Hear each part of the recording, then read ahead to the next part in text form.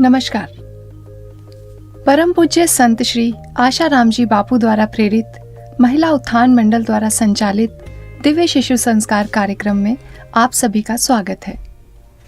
प्राचीन काल से ही हमारे सनातन धर्म में मनुष्य के लिए जन्म से लेकर मृत्यु तक के 16 तरह के संस्कारों की व्याख्या की गई है, जिसमें से सबसे प्रमुख गर्भाधान संस्कार को माना गया है।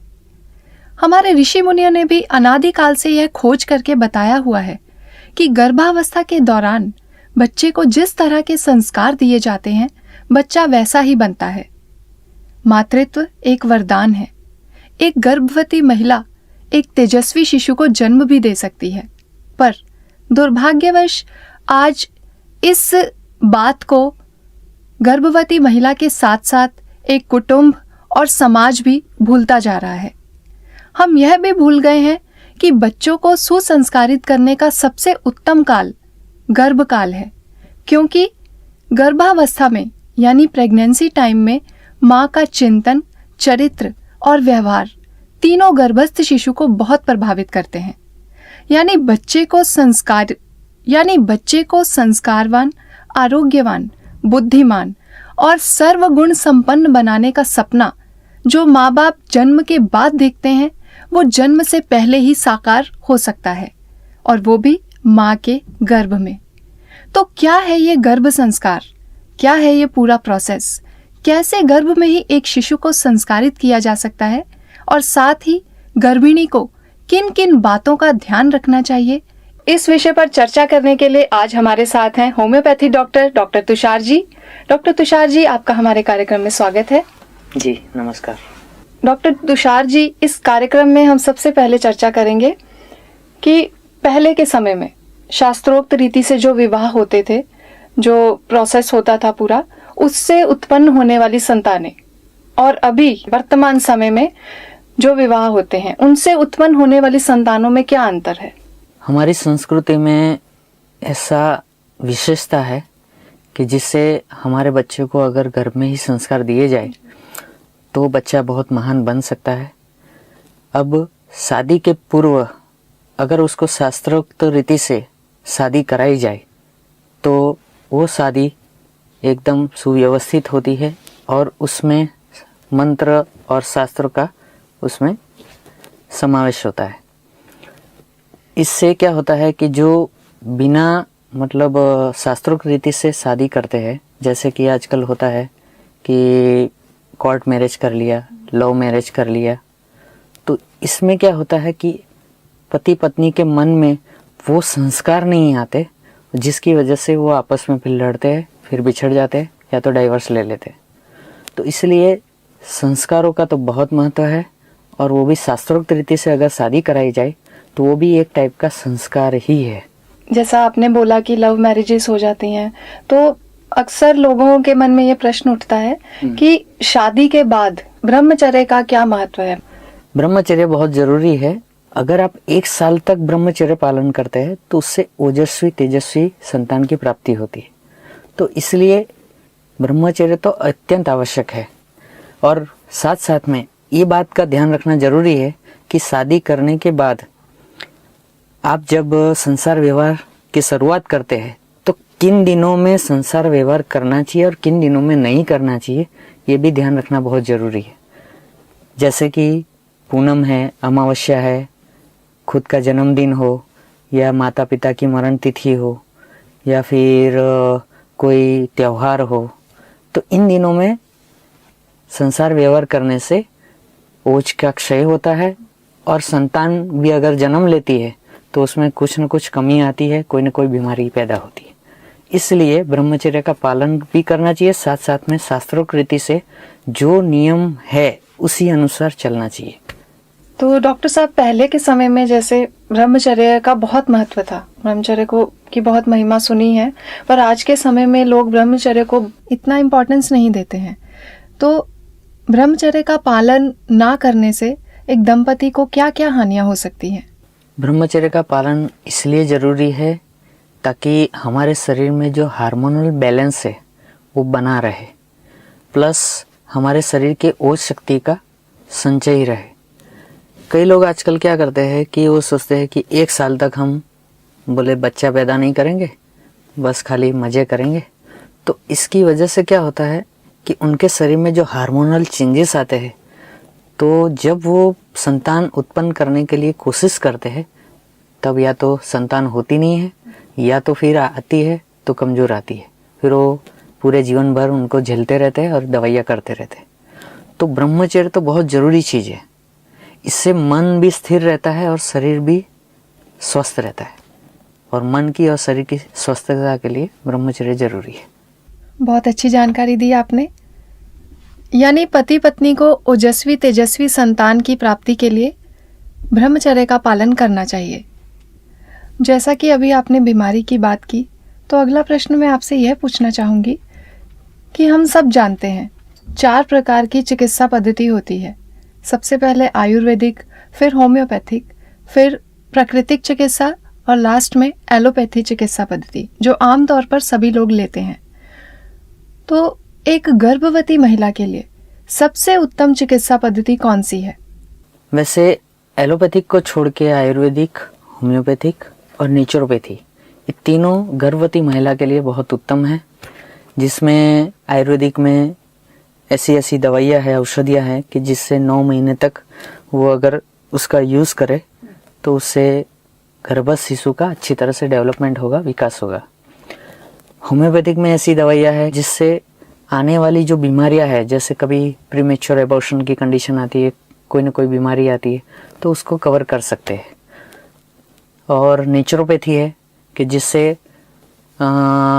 नेचुरली हम प्रकृति के साथ जुड़ते हैं, तो हम पंचभूतों के भी समावेश करते हैं हमारे शरीर में, तो इससे नेचुरली गर्भस्थ शिशु का डेवलपमेंट करने में सहायक होता है। अभी आपने वो प्री मैच्योर अबॉर्शन का बताया, तो उसका क्या अर्थ है? प्री मैच्योर एबॉर्शन का मतलब है कि आजकल कई महिलाओं का जो गर्भ है, उसकी गर्भ धारण की क्षमता वो बहुत कम होती है, जिसकी वजह से क्या होता है कि अगर गर्भ रह भी गया तो वो गर्भ ज़्यादा दिन टिकता नहीं और कभी भी गिर सकता है। तो ऐसी कंडीशन में चाहिए कि उनको उचित औषधि ले ले, जिससे वो गर्भ गिरना रुक सकता है। और कई डॉक्टर्स है एलोपैथिक के जो उनको डरा देते हैं कि अब आपका रहेगा नहीं, आपको निकाल देना पड़ेगा। या कई महिला को होता है कि ब्लीडिंग स्टार्ट हो जाती है, तो उनको बोल देते हैं कि आपको गर्भ निकालना पड़ेगा। तो ये ज़रूरी नहीं है। अगर आप उचित औषधि लेते हैं तो उससे वो प्रॉब्लम सॉल्व हो जाती है, क्योर हो जाती है। तो इसकी कोई विशेष सरल और मतलब माध्यम है इसका, या कोई विशेष औषधि है जिससे इस समस्या से बचा जा सके? हाँ, आयुर्वेदिक में अलग अलग महीने के अनुसार अलग अलग औषधियाँ हैं। होम्योपैथिक में कुछ विशेष मेडिसिन होती है, जैसे कि अगर गर्भ नीचे आ गया है तो उसके लिए अलग मेडिसिन है, अगर प्लेसेंटा नीचे आ गया है उसके लिए अलग मेडिसिन है। फिर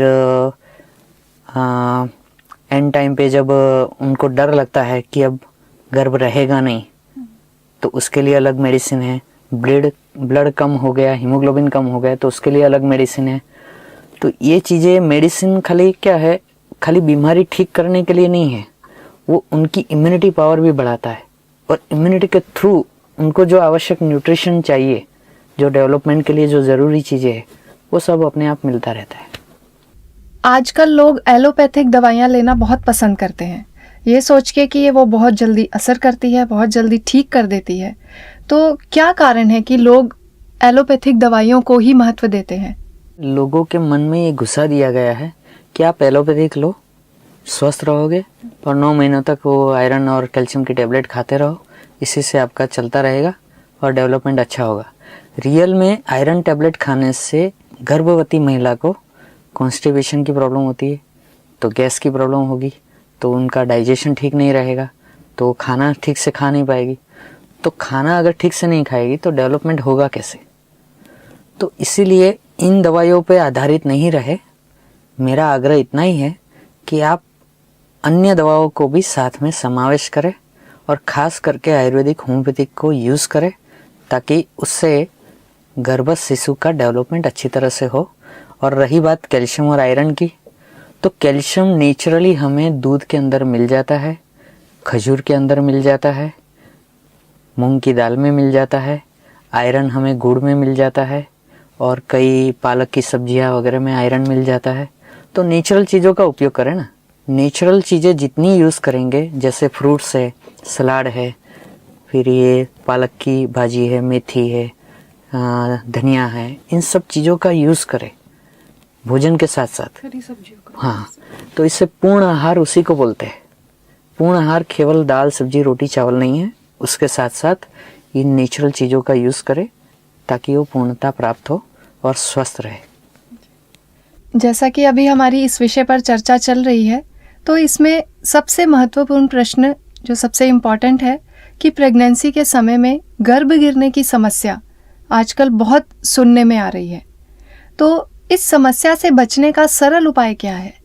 ये समस्या इसलिए आती है कि आजकल जो महिलाएं हैं वो अपने खाने पीने की आदत को रोक नहीं पाते हैं। या तो बाहर का फास्ट फूड वगैरह खाने की हैबिट होती है, या तो फिर जंक फूड खाते हैं, या जो पैक 3 डब्बे आते हैं उसका फूड खाते हैं। तो ये जो नेचुरल से जो जितने दूर जाते जाए उतना ही वो बीमारी को अपने अंदर लेते हैं। अब जो महिला 9 महीने तक बच्चे को पालन करती है, उसके लिए तो कितना ज़रूरी है कि उसको क्या खाना क्या नहीं खाना। अगर उस बात को वो ध्यान नहीं रखती है तो धीरे धीरे उसके शरीर में कमजोरी आएगी। अब जो नेचुरल फूड से जो विकास होता है, जो फूड सप्लीमेंट मिलता है, विटामिन्स प्रोटीन्स वगैरह, वो पैक फूड में मिलता नहीं है। तो जब विटामिन्स और प्रोटीन्स और मिनरल्स कम होते जाएंगे बॉडी में, उतना ही वो वीकनेस आती जाएगी, अपने आप गर्भ धारण की क्षमता कम होगी, तो एबॉर्शन हो जाता है। और कई बार क्या होता है कि एबॉर्शन होने की तैयारी होती है और उसमें वो डॉक्टर की बातों में आ जाते हैं, बोल देते हैं हाँ अब करा लो, आपको तो रहेगा नहीं। तो ऐसे करके वो MTP करा लेते हैं, मेडिकल टर्मिनल प्रेगनेंसी कर देते हैं। इसलिए उनको चाहिए कि व्यवस्थित शुरू के महीने से लेके अंत महीने तक उचित मात्रा में उचित खुराक लेना स्टार्ट करें, और वो भी पौष्टिक आहार होना चाहिए, जैसा हमारे गर्भ संस्कार के शास्त्रों में दिया है।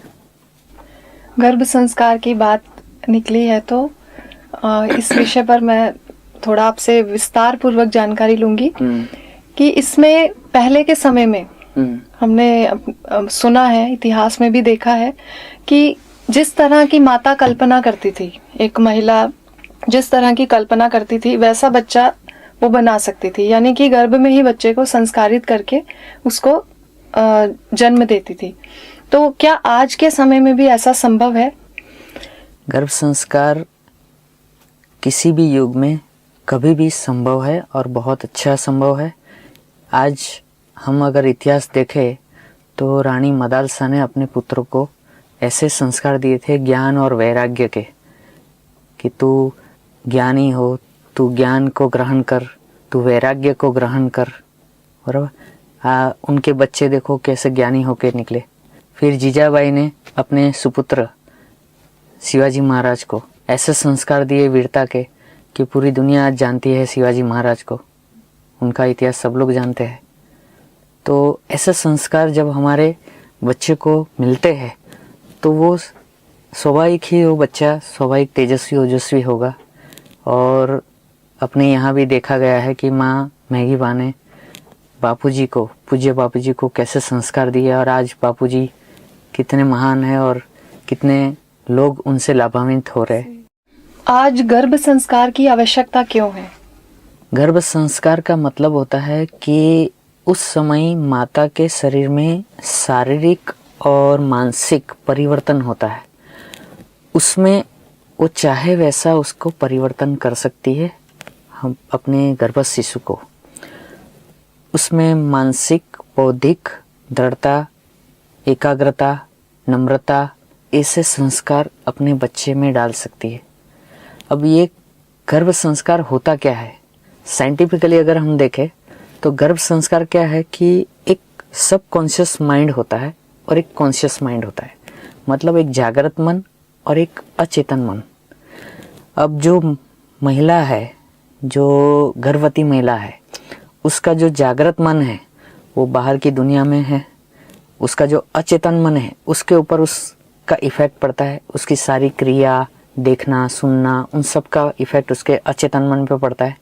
लेकिन जो गर्भस्थ शिशु है उसका केवल सबकॉन्शियस माइंड जागृत है, तो उसका असर सीधा गर्भस्थ शिशु के अचेतन मन पे पड़ता है। इसलिए कहा गया है कि चौथे महीने में अगर गर्भवती महिला जो ग्रहण करेगी वही की वही चीजें गर्भस्थ शिशु भी ग्रहण करेगा। तो इसलिए ये बहुत ध्यान रखने जैसी चीज है कि गर्भवती महिला को क्या सुनना चाहिए, क्या देखना चाहिए, क्या ग्रहण करना चाहिए। तो ये संस्कारों के साथ साथ माँ अपने गर्भ की रक्षा कैसे कर सकती है? माँ चाहे तो अपने गर्भ की रक्षा के लिए आध्यात्मिकता का सहयोग ले। अब आजकल जो टीवी और सीरियल और ये सब देख के करते हैं, तो उसमें क्या होता है कि उनके शरीर के अंदर, उनके मन के अंदर जैसे जैसे देखने के भाव उत्पन्न होते हैं वही भाव उस बच्चे के ऊपर पड़ते हैं। तो इससे क्या होता है, वो ऐसी फीलिंग पैदा करता है। अब जैसे कोई भयानक दृश्य देख लिया तो इसका इफेक्ट क्या आएगा कि बच्चा डर जाएगा।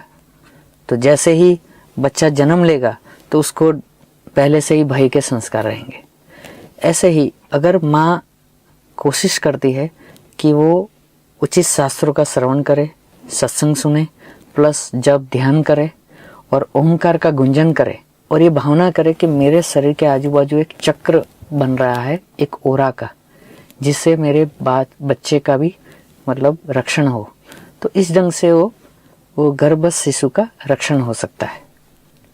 तो जब ध्यान योगा के द्वारा, तो आजकल मतलब योगा का तो वैसे ही प्रचलन बहुत है, साधारण भाषा में कहें तो हम अपनी लाइफ में भी, अपनी दिनचर्या में भी योगा को शामिल करते हैं। तो गर्भवती बहनों के लिए, प्रेग्नेंट लेडीज के लिए ऐसे कौन से विशेष योगासन है जो उनके लिए लाभदायी है, जो जिसको करके उनको सच में बेनिफिट होगा?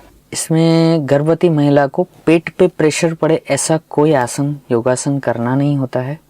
केवल कमर और हाथ पैरों के लिए जो आवश्यक है सामान्य एक्सरसाइज करें, प्लस एक सिंपल शवासन में लेट के गहरा श्वास लेके छोड़ना, लेना, छोड़ना, अनुलोम विलोम प्राणायाम करना, ये सब सामान्य एक्सरसाइज करें। उससे ज़्यादा कोई करने की ज़रूरत नहीं है जी। इनसे उनको विशेष लाभ होगा। अगर रेगुलर करें कि कितना टाइम लिमिट क्या होनी चाहिए इसकी? सुबह शाम दोनों टाइम 5 से 10 मिनट तक ये सामान्य एक्सरसाइज और 5 से 10 मिनट आसन प्राणायाम वगैरह रेगुलर करें और धीरे धीरे उसका समय अवधि बढ़ाते जाए, तो इससे उनको विशेष लाभ होगा। तो योगासन के साथ साथ कोई विशेष मुद्राएं भी हैं जो प्रेग्नेंट लेडी अगर करे तो उसको लाभ होगा? गर्भ की रक्षा के लिए गर्भवती महिला जब ध्यान, प्राणायाम आदि कर सकते हैं और एक साधना कर सकते हैं कि जिसमें ओमकार का गुंजन करे और ये भावना करे कि मेरे चारों ओर एक दिव्य ओरा तैयार हो रही है जिससे मेरे गर्भ की भी रक्षा हो। इस ढंग की भावना करे तो उससे उसके गर्भ की रक्षा होती है। साथ में कुछ ऐसी मुद्राएं हैं जिसको करने से उसको विशेष लाभ हो सकता है। जैसे ज्ञान मुद्रा है। ज्ञान मुद्रा में पहली उंगली अंगूठे के नीचे रखे और इस ढंग से बैठे और 5 से 10 मिनट सुबह शाम दोनों टाइम इसका अभ्यास करें, तो इससे मस्तिष्क का विकास होता है और मस्तिष्क के ज्ञान तंतुओं का विकास होता है। तो जो मस्तिष्क में आने वाले जो स्वभाव है, जैसे कि आलस्य, क्रोध, काम, विकार, ये सारे उससे समन हो जाते हैं। इसलिए ज्ञान मुद्रा का अभ्यास करना चाहिए। साथ में शून्य मुद्राएं हैं, वायु मुद्रा है, जिसके अलग अलग लाभ है, तो आवश्यकता अनुसार उसका यूज कर सकते हैं। जैसे उनको मतलब ये मुद्राएं करने से और क्या बेनिफिट है, मतलब उनके गर्भ से संबंधित? गर्भ से संबंधित ये फायदा है कि गर्भ में आने वाली जो गर्भ धारण करने के बाद जो डेवलपमेंट में आने वाली जो बीमारियां होती है, जैसे कि वायु बढ़ जाना, शरीर में कुछ पाचन का प्रॉब्लम हो जाना, इंडाइजेशन होना, तो ऐसी ऐसी बीमारियों के लिए वो मुद्राएं काम आ सकती है। इवन मन को स्थिर रखने में भी उसका फायदा होता है। अब होता क्या है कि जब गर्भवती स्त्री किसी भजन कीर्तन आदि का उपयोग करते हैं तो इससे क्या होता है कि वो शिशु जो है वो शांत होता है। अब इसका बेनिफिट क्या होता है कि जब वो शिशु जन्म लेता है, अगर वो रोता है तो उसी भजन को अगर चलाया जाए तो उससे वो शिशु शांत हो जाएगा। इतना उसका डीप इफेक्ट है।